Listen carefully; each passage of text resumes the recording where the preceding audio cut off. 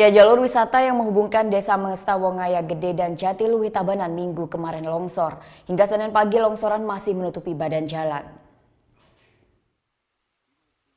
Hujan deras yang mengguyur wilayah Kecamatan Penebel hari Minggu lalu menyebabkan tebing di jalur yang menghubungkan Desa Mengesta, Wongaya Gede, dan Jatiluhih pada longsor.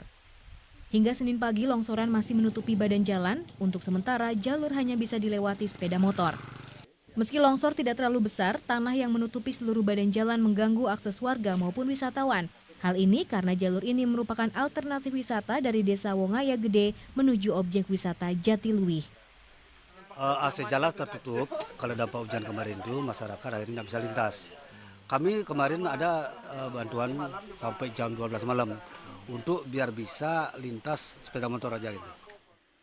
Sementara Kepala Badan Penanggulangan Bencana Daerah Tabanan, Gusti Ngurah Sucita, mengatakan pihaknya sudah berkoordinasi dengan Dinas Pekerjaan Umum Tabanan untuk membantu mengevakuasi longsoran.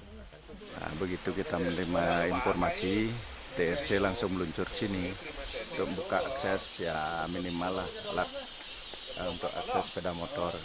Nah, untuk terkait pengerjaan lanjutan ini, tadi pagi kita sudah koordinasi dengan PU karena alat berat itu ada di PU. Saat peristiwa terjadi, wilayah Tabanan memang diguyur hujan lebat. Tidak ada korban jiwa dalam peristiwa longsor ini. Pihak kepolisian juga memasang polis lain dari 2 arah agar kendaraan roda 4 yang akan melintas mencari jalur lainnya. Surya Sanjaya melaporkan untuk NET. Oke, sekarang aku coba. Udah selesai kan nontonnya? Nah, jadi jangan lupa buat like, komen, dan subscribe ya.